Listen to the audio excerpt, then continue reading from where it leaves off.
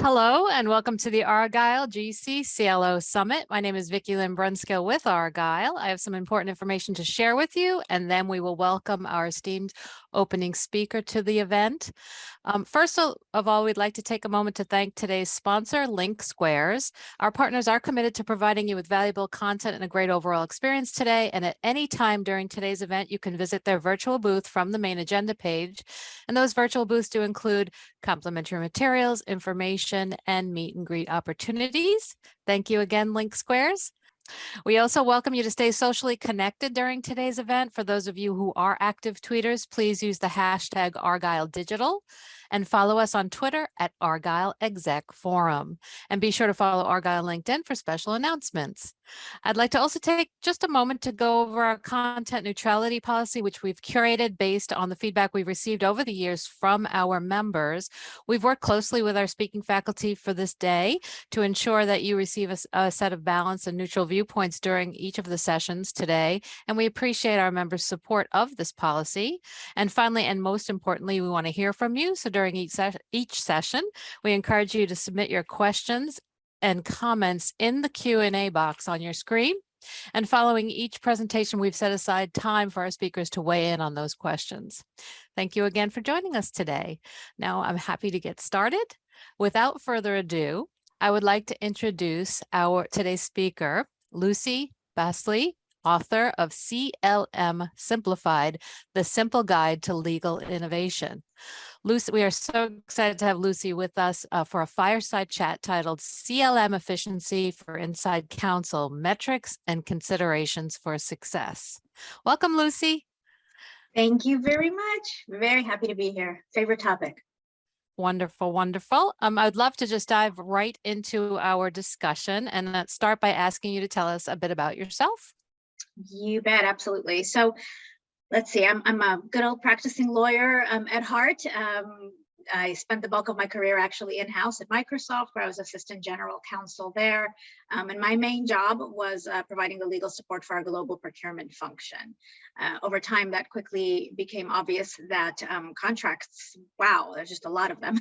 And the how to do contracts a little bit more efficiently became really the top focus for me. And over time, really kind of like, I like to say revolutionize how we did contracts on the buy side at Microsoft. And then as my last stint at Microsoft, I headed up our kind of forming and storming legal operations function. So I oversaw legal ops. And then for the last couple of years, when I left Microsoft a few years ago and started my own business, we now do legal operations consulting, but really focusing on CLM. All things CLM consulting. And boy, timing sure is right. It's a hot topic today. So that's what I do. Thank you. We're so glad to have you with us. You literally wrote the book on it. So we couldn't have a better guest for this session. So let's dive right in. Contract life cycle management, CLM, it's a time saver, it saves money. But what would you say is the number one consideration that GC CLOs need to consider when implementing contract management technology? Oh my goodness. Really, the number one thing is kind of readiness of the department, readiness of the company, readiness of the users. There's no magic bullet. There's no magic system. There is no amazing thing that happens the day you go live and implement a CLM system. Prior to planning for any kind of automation of the contracting process, any aspect of it, and remember, I always like to kind of set the foundation that CLM is not a system, right? CLM is contract lifecycle management. It is a series and set of processes and people interacting across an enterprise, a company, doing various things and aspects of this contracting lifecycle, which has many phases and many activities.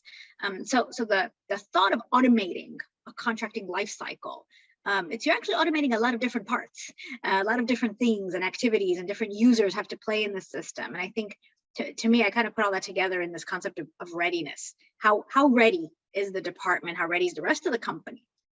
That already begs a question. Is the rest of the company going to be touching the system, or is it just the department? And by touching the system, doing what in the system? So it's Unfortunately, it's not an easy answer for what's that top one consideration, but I would say generally it is that whole, are you sure you're ready to do this, because it is a significant change management exercise, almost more than anything else. So on that point, maybe you could share with us a little bit of what that readiness looks like. Yeah, absolutely.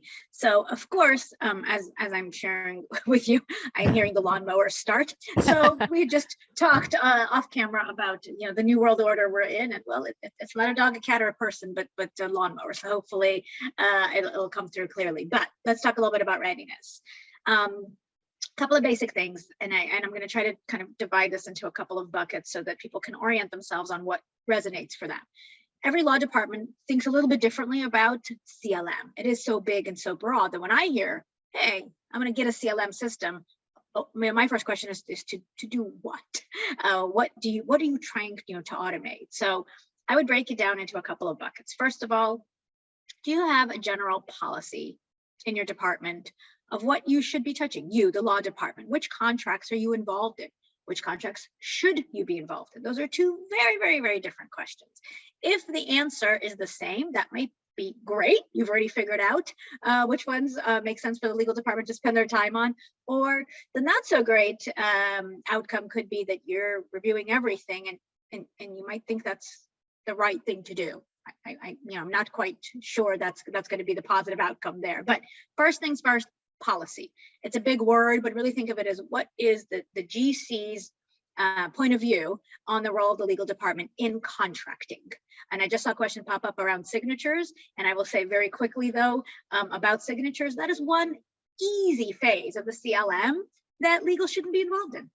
Legal should not be chasing signatures. And again, I'm going to say some things that are based on the hard knocks I've been through and the lessons I learn every day with the clients I deal with. And I've not come across one situation where I thought, it does make sense for attorneys to spend their time, chasing signatures. That's a great example, right? That is something that should be automated. That is something that should be enabled and empowered to hand off to the business. That's part of that policy you could think of, is what does legal do and not do when it comes to contracting. Next bucket of readiness is process. Very generally, you have to know how your contracts work and flow through your enterprise before you can automate anything. You have to know how they work today, and you have to know how you would like them to work in the future when you do automate, when you do bring in technology. So think of it as a kind of current state process flow and then a future state process flow. And this isn't all for all contracts or all types of contracts, but once you hone in on your scope of what your biggest pain points are in contract types, take the time to just understand, how do they even get today to legal? Should they? And then how do you want them to work in the future? So process, you kind of have to know that. And then the final kind of bucket is, of course, people. Who is going to be doing things in the system? Who is touching contracts today? Who should be touching contracts? Who's accountable for what? And the big kind of homework there is to really create a roles and responsibilities matrix that you can rely on, that you've agreed to with other leaders across the company, whether it's finance or IT or sales, you name it, depending on how you're structured, and be crisp on who does what when it comes to contracting, and that will inform who will do what in this new system, hopefully, that you're going to be implementing. So those are, I would summarize, people, policy, process. That's the readiness. A part of process, I will say, we can double click for a minute, templates and playbooks.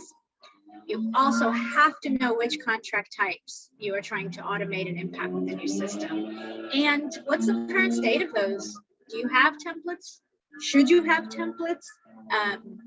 Do you have negotiating power to even use your own templates if you've gone through all this exercise, to create them? But most systems will require that you have some contract templates that you're going to be automating. So that's a subset of process that needs its own attention sometimes. Thank you so much, Lucy. And we understand the sound in the background because that's the world we live in. So thank you for pointing it out. You said people, process, roles and responsibility, the who of it.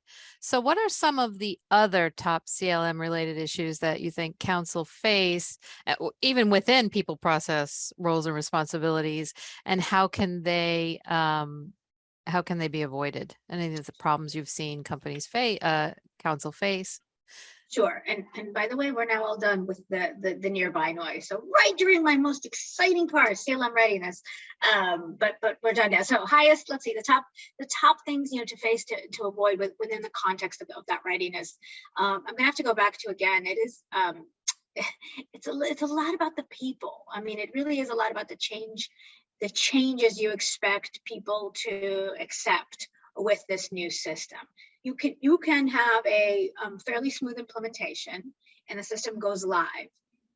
The minute something doesn't go as people had hoped, they lose confidence very quickly in the system, and it's very hard to win it back. I've discovered that people are much more forgiving with other people's mistakes than they are with technology's mistakes.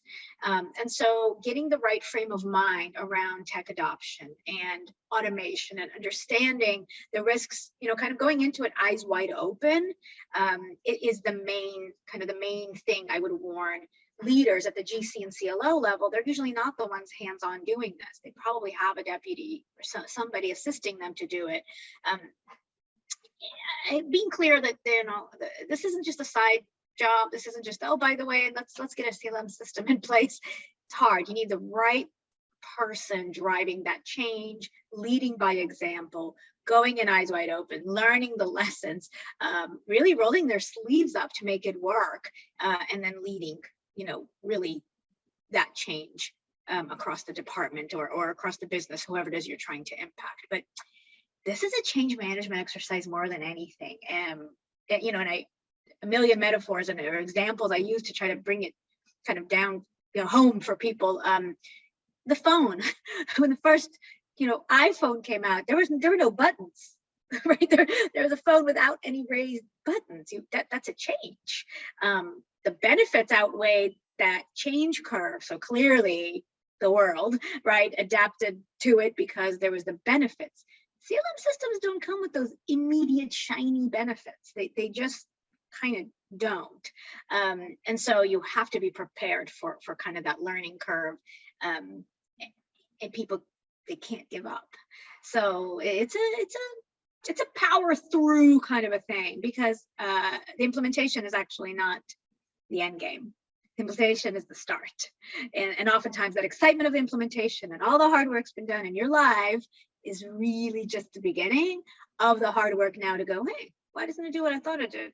Oh, is that how it's supposed to work? I actually needed to do this. And then you are tweaking and adjusting and revisiting your processes and retraining people. And so it's a journey. And I think that's, that's the thing that gets lost a lot, because we all want the magic buttons.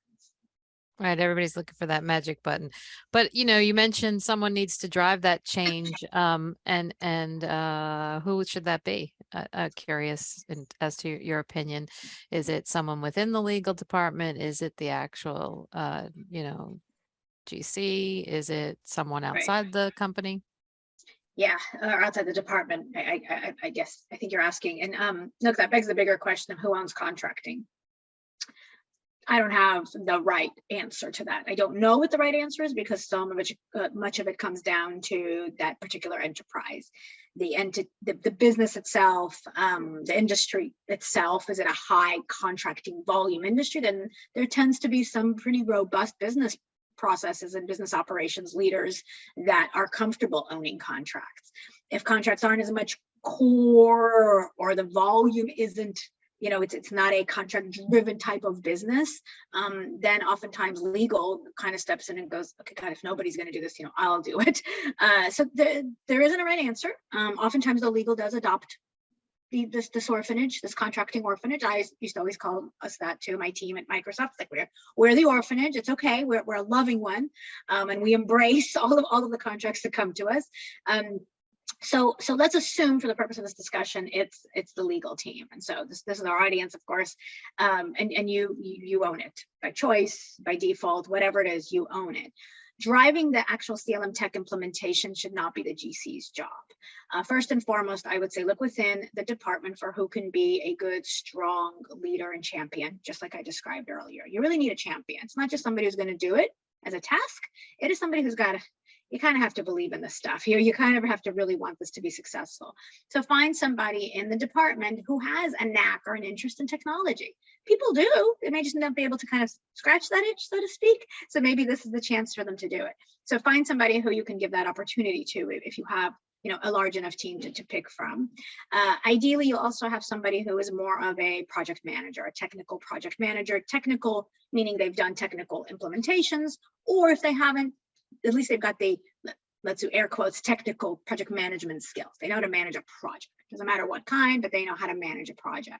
So looking within the department first, you want to try to maintain as much control over this project as you can, so it'll work for you the way you would like it. If there are skill sets you can leverage outside the department, then it's a fantastic time to ask, of course, the IT team. Do they have a technical project manager? Can they help at least with kind of the demos and, you know, doing some of the technical checks you're going to need for the system to work within other systems and integrations? So check with the IT team. If you're on, you know, looking at just buy side contracts or just sales side, look at those two business units.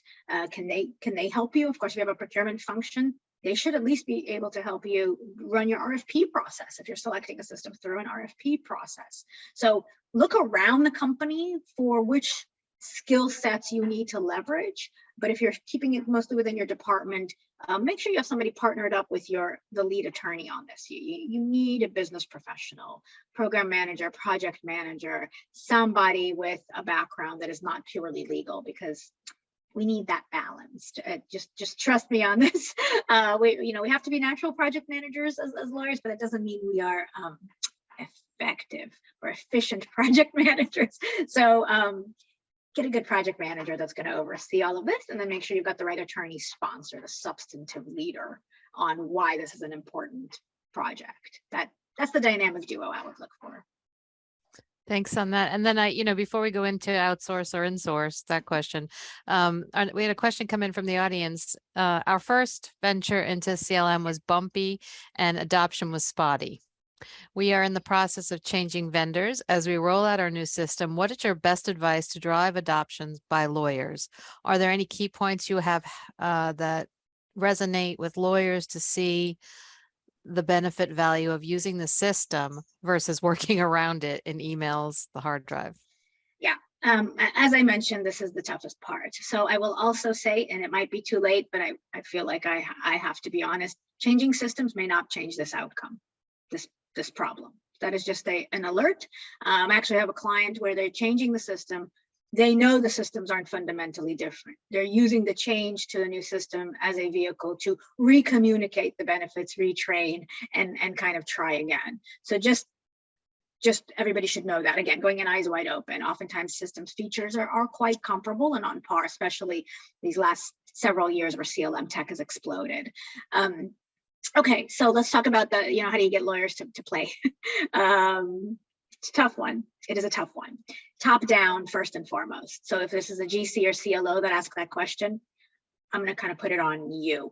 You have to lead by example. It is not enough to say this is an important effort and I want everybody to join. And by the way, I'm going to keep having my assistant email things and create PDFs for me on the side. That gets kind of busted pretty quickly. So I'm just going to lay it out there. You have to lead by example and genuinely believe this is the right thing to do. And then do it yourself. Be in it the way you would expect others to be in it. I did see an interesting kind of slash in that question of hard drive / email. That's already tells me that there are two quite different potential functionalities you're looking to automate. If you're talking about using email, sounds to me like you're trying to automate workflow. That is definitely a fundamental change in how lawyers are doing their day job, how they intake information, how they process it, how they engage with their business counterparts or internal clients, if we like to call them that. And now you're shifting from that email communication method, which we've all been using for about 20 years, by the way. Before that, we had something else we used. And now we're trying to kind of iterate into the new world of communicating about contracting through a system. That's a bit of a hard one because they have to really see the benefits. And of course, the benefits there is you're tracking everything related to this one deal. Hard drive, I heard, that to me is different. That's a repository. That means people are still saving things on their C drive. We all hate it in theory. We all kind of still do it a little bit. So how do you really push them into the system? I would start there before I'd start changing their communications. I would say let them keep living in email, but first and foremost, at least make sure your contracts are being stored in the repository that you just spent time implementing. That is a save as kind of experience that you can pretty easily show the benefits of, right? A cloud-based storage where you can share access to is usually a pretty easy sell. That's also a top-down thing of from now on, from a pure compliance and risk perspective, we don't want contracts saved on hard drives. That's kind of a nice rule you can make as well. You can issue a corporate policy that helps enforce that, not just for the legal department, but for others. And then legal really has to be in the position of, hey, we're not keeping up with our own policy. That's not okay.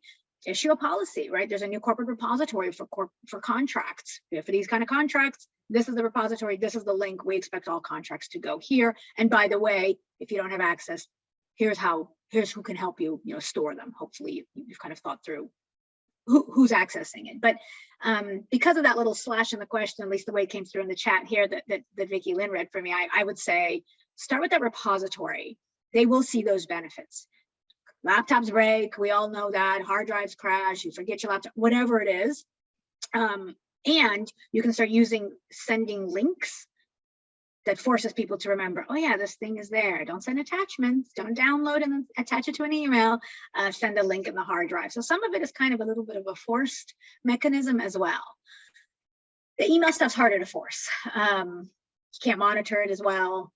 People can still do whatever they want. They can Slack, they can text, they can call. And it's a little bit harder to control. So get them living in that repository first, and then try to implement the changes around that shift from email and communications. Perfect. Thank you, Lucy. I'm sure that there may be a follow-up on that one. The next question I wanted to ask you is to talk a little bit about, you talked about who and how, and what. Now we're going to talk about what should CLOs and GCs be weighing when deciding between in-house or outsourcing of CLM to an alternative legal service provider? Sure. So first, let's break it down to insourcing or outsourcing. What about CLM? The legal review of contracts, I'm going to put that in one bucket. That is the substantive work of redlining, editing, going back and forth with the opposing party or a counterparty, I should say, to the contract. That's one type of work that will be a different, probably set of human resources than administering a CLM system. So let's break those apart. The one thing that I did do over the course of my 13 years is I outsourced about 20,000 contracts a year, contract review. When I was in-house at Microsoft, we outsourced that to a third party, and that took its own journey. We started that in 2008, before really anybody was outsourcing lifetime contract review, meaning not, here's 10,000 expired contracts, go dig out all the force majeure clauses, but this is really lifetime, right? So SLAs and really becoming very crisp with that. For that to be successful, you do need to have the volume. You don't need to have 20,000 contracts a year, but you probably need some amount of volume to make it worthwhile for these third parties to really invest in learning and getting really good at those contracts. You want those to, first of all, of course, be templatized. You want to have very crisp playbooks, and the playbooks are negotiation guides, right? They are editing guides, really, so that you are limiting the amount of flexibility that this third party is going to have in how they review your contracts. It has to be pretty black and white. Yes, that feels like, well, gosh, what's the value then if I'm really just telling somebody exactly how to do it? Can't I automate that? Eventually, yes, the technology isn't quite, I don't want to say it's not quite there yet, but it's still has room to grow. You still need humans to oversee that anyway, because that's the artificial intelligence, machine learning type of technology to do that. So To outsource that substantive work, I would say start with your least complex contract, start with your NDAs. Make sure you have enough volume so that this third party finds it interesting and valuable for them. Remember, they make their money, and we want everybody to be profitable, right? Everybody needs to win and do what they're best at, but they need the volume on that kind of work, substantive work. So that's that. Outsourcing CLM tech, again, not the actual technology, because you license that from the CLM tech vendor. And by the way, they are usually the first to tell you that they don't do professional services ongoing. They don't stay on to continue to be your system administrator. That is outsourceable. So system administration is one thing, and that's different than outsourcing some of the processes associated with CLM and using that system, for example, chasing signatures, making sure the contract isn't stuck in a workflow and is getting an error and nobody knows who to call. So there's a system administrator part of it, like a help desk, basically, that is outsourceable. And most, especially smaller law departments, you don't want to hire somebody whose full-time job is to administer a CLM system. So they serve as a little bit of a help desk, and then they actually help solve process flow problems, and they should be the ones thinking about, well, how to do it better next time, or learning from it. You need continuous improvement. You need somebody who's always going to be living and monitoring how the system is working. So that kind of technology and system, management, administration, that is potentially outsourceable. Again, that's not a volume thing, and there are ALSPs now who are kind of building up that service function, because frankly, again, these last few years, there's just so much happening in CLM. But because CLM technology is not a once and done, once you implement it, it's not like your kind of Uber app that just keeps living on your phone.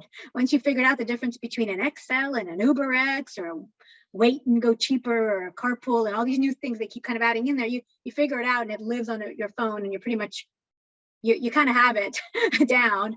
CLM systems are not like that. So you need a nurturer and a caretaker.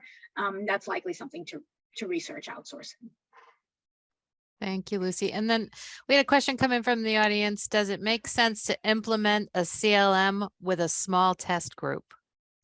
Yeah, absolutely. If I understand the question, and you're saying test as in, hey, we're going to pilot it here first. Absolutely.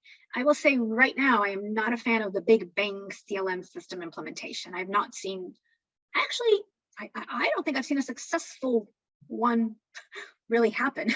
A full, like a big bang, meaning many contract types. I've heard companies say all our contracts. When I hear all and I hear every, I'm going to raise flags. It is very hard to implement a full contract lifecycle management system, which means from, request for help, through contract creation, through negotiation, electronic signature, storage, and extraction of key data terms and data points across multiple types of contracts, across an enterprise where buy side, sell side, marketing, HR, IT are all playing.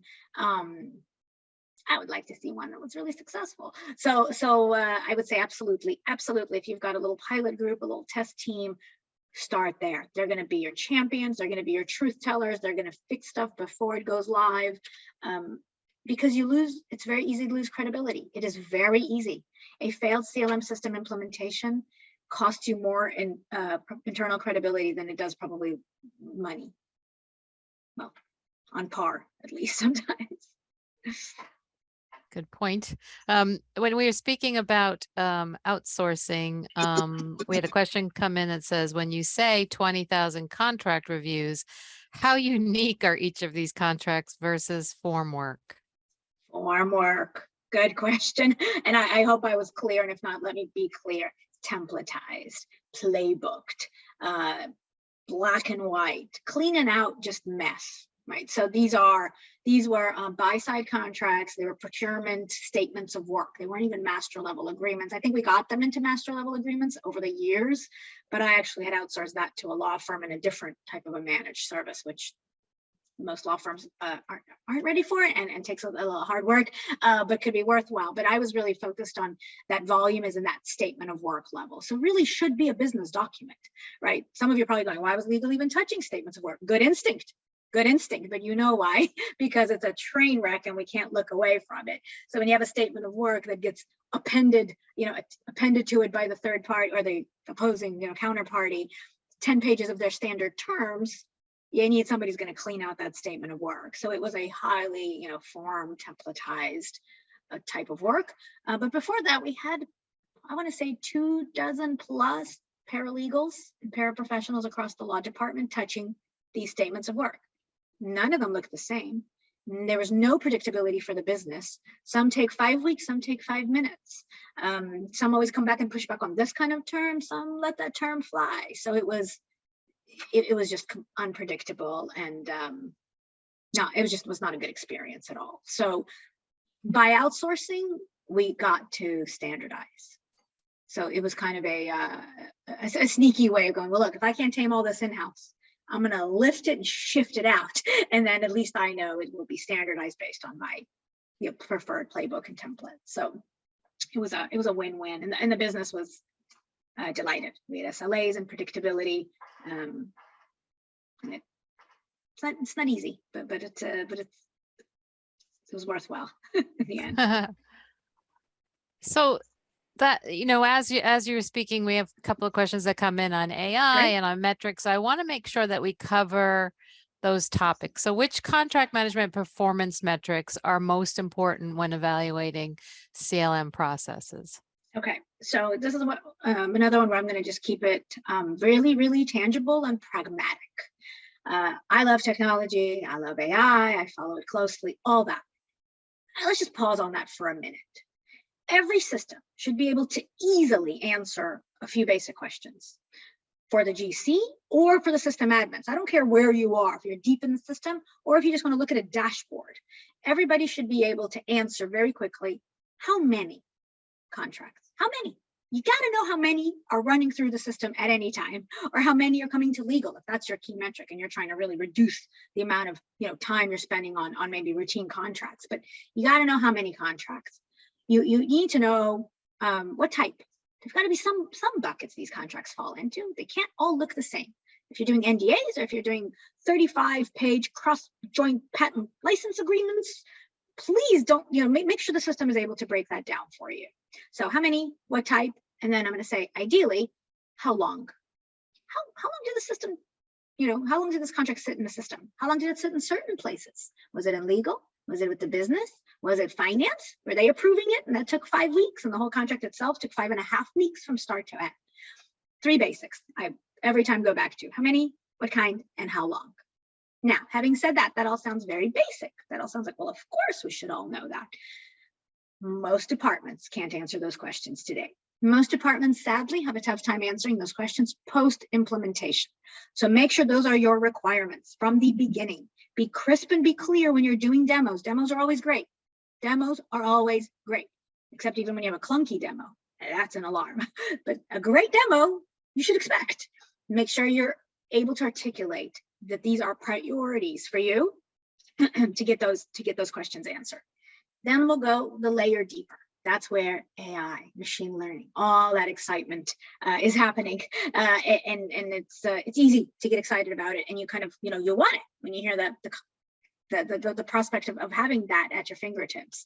That's going to be your more advanced system. It's also going to be your more advanced users. You have to be patient and let the machine learn, let the system learn, and to be able to benefit from it. Those kind of data points are going to be more, I think, interesting related to deviations from your standard terms. You're going to want to run reports and say, hey, for the contracts that flew through the system, how many, what deviations did we allow? Where did we not sign our standard DPA, for example? Everybody's talking about data protection terms, and new obligations are coming down on companies by the end of this calendar year. So we want to see deviations. We want to extract from all the contracts existing in the system. I want to extract, all the terms related to data protection, for example, or privacy. Those are tall orders still. We all know we can craft a sentence like it's nobody's business. That's why we go to law school. We can write words to read and do things we wanted to do. As long as the other side agrees, that's great. Doesn't mean I'm going to call it indemnity or indemnification. It doesn't mean I'm going to use the words hold harmless necessarily. So how the system is trained to look for the things you want it to look to, there's still a gap between what we can do with our brains, human brains, and what artificial intelligence can do. It'll get there, but I would say first feel good and reach success with answering some of those basic, more, let's call them operational questions, right? They really are operational. How many, what type, how long? Also workload balance in law departments that have more than a handful of lawyers. Who's doing how many contracts? Again, and what types? Doing 50 NDAs in 1 month is very different than doing 50 master services agreements in 1 month. How do you know who's really spending their time on what? So I would say really target those operational metrics first and foremost. Every system that claims to be a CLM, holistic end-to-end system, must be able to deliver that to you. That should be absolute table stakes. And today, some of the most popular systems out there right now that most of you've probably either researched or heard about, their customers are having a tough time just doing a report, a very simple report. So if metrics are key for you, clearly I get a little excited about this topic because I've just seen too many failed expectations, right? And it's not fair if those weren't articulated clearly to the vendor. And it's not fair if the vendor maybe oversold a little bit what the current capabilities are of the system. So be crisp with the data you want and make them show you those data points. Thank you, Lucy. So let's dig in a little bit more on the automation, on the AI. We're getting a few questions on that. And, Sure. I was going to ask you, how can legal departments use AI automation to improve CLM? But also, and as a second part to that, do you think that you can manage contract management risk with the help of AI? I mean, I have to say yes, because I have to believe that it'll get there. Look, AI is a technology like any other technology. It needs to develop. It needs to evolve. Besides just the pure technology part of it, the coding, the developers, they're doing amazing things. The whole concept of artificial intelligence, it has to learn over time. The more you put through the system, the more it'll learn. But that also means you need to have human involvement, human checkers, human observers, for it to do really well. So AI needs to be taught, especially in this scenario, in contracting. This is substantive. This is the beauty of CLM, at least for a nerd like me, is it's truly a legal operation. You have to know what's inside the four corners of a contract in order to know how to make it more efficiently flow through an enterprise. You have to kind of know how the words fit together as well. You have to know that a warranty can be referenced in 7 different parts of a contract and might be called 3 or 4 different things, but still have that same impact of a warranty. So yes, AI can be used to help, but it is the furthest thing from a magic button. As I say again, first, get a system you're comfortable with. Make sure it's giving you the basics you need with the operational benefits, the streamlining, the moving things faster across the company, approving quicker, an audit trail of who reviewed the contract, who touched it, who approved what. Those are all very tangible today. The benefits of AI are starting. You just have to invest the time in it to make it useful for you and make sure your expectations are in check. That's all. So the short answer is yes, AI can be used to help mitigate risk because you can teach it to find deviations. You can teach it to call out certain, clauses, but you can't teach it everything at once. So, be scoped. Stick with the scope that you've identified as your priorities. And sometimes it feels, like you're settling. It feels like, well, this isn't as sexy as I wanted it to be. But it'll be more successful. I mean, what's the whole biting an elephant one bite at a time? I mean, you cannot swallow this whole elephant and feel, and have positive substantive outcomes. So focus on the scope, have patience, and make sure you also have an internal or a trusted advisor on the technology itself. Because once you're in kind of the artificial intelligence world, you're gonna want somebody who can say, they're telling me this, are those the right expectations? You need a little bit of a, that trusted counterpart. I will add one thing as an overarching theme to this, maybe, if that's okay. When you're picking your system, your actual CLM tech vendor, make sure you are looking at beyond the functionality, which we just described. Prioritize your functionality. Make sure you know it's the top pain point you're trying to solve. Be clear, be crisp, use the same words with every CLM tech vendor, or else you won't be comparing apples to oranges. Once they steer you into the art of the possible, make sure you're testing that art of the possible with the others as well. So keep that tech selection really, really tight. But at the same time, make sure you're taking notes on the sales process, the culture of the company that you've been engaging with. How does their sales team operate? How does their sales rep respond to you, answer your questions, follow up with you? Then start asking questions about the implementation itself. Is it third party supported, or do they do their own implementations with their own internal team? Is it a US based team, or is it based outside the US? There are going to be big cultural differences there with the definition of success and timeliness and communication styles. So ask those questions. Then talk about post-implementation. What support do they provide? How much professional service do they have to help you kind of retrofit if things don't fit or work the way you thought? And besides the professional services and just the support, the pure system support, when they have an upgrade and something breaks, when they have an update and something breaks, when they didn't realize that you also wanted to connect it to SAP and Coupa and Salesforce in your company. So you need that kind of tech support. But then you also want to ask, what is our customer success program? They all have one. They're all building communities, and there's a lot of good excitement in the interweb world of LinkedIn and whatever. That's great. But you want to know, who am I going to call when stuff is not going well? And how are they going to respond and react? How are they going to ensure your successful implementation? Who's on the hook for that? Where is that? Is there a person that does that, and you want to kind of get to know them? Because newsflash is, it's all about the people. It's all about the people. The technology is going to get there. You really need to understand the culture of the company that you're going to be dealing with, because contracts are too important. That's the reality. So I'll get off that soapbox, but please ask all those questions. That's a good soapbox to be on, Lucy. So we're going to take a couple of, if we have time, we have about 3 minutes or so left. I saw a question that came in kind of early. Again, a lot of questions on risk. This one is, in your opinion, is there an implied risk if accountability on managing the contract throughout its life cycle is set to fall back to the owner within the business as opposed to procurement or legal? I don't think there's anything wrong with that. I don't, again, I think legal, we step into overfunction. Oh, they don't read. Well, if we don't do it, they're going to put everything in there. But I think if you have an understanding at the C-suite level, right, the CFO, the CEO, COO, CLO, all the C-suite, there has to be an understanding of that roles and responsibilities and the accountabilities. Legal can't be accountable for every contract. That is not a scalable plan. Let's put it that way. I will also add the opinion that it is not a healthy plan, but legal shouldn't be accountable for every contract. Legal shouldn't be reviewing every NDAs. I mean, though there are things you can start to slowly and steadily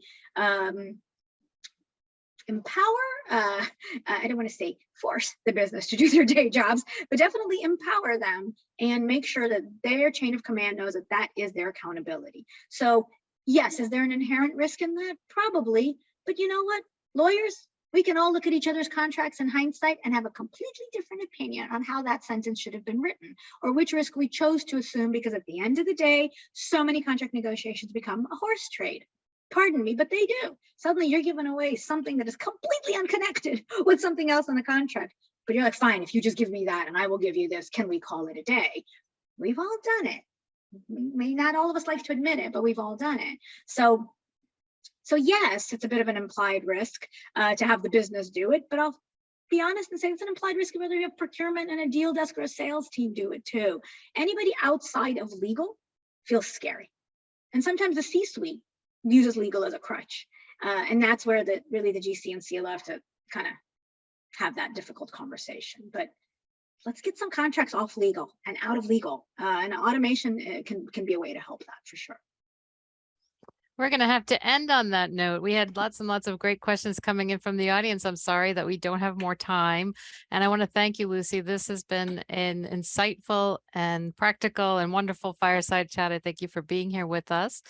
I wanted to also thank everyone who joined us for this fantastic session. This session, along with all of today's content, will be available on demand following the event. Thank you again, Lucy. It's been a pleasure. It's my pleasure. And everybody reach out on LinkedIn. Always happy to chat CLM. Thanks for having me.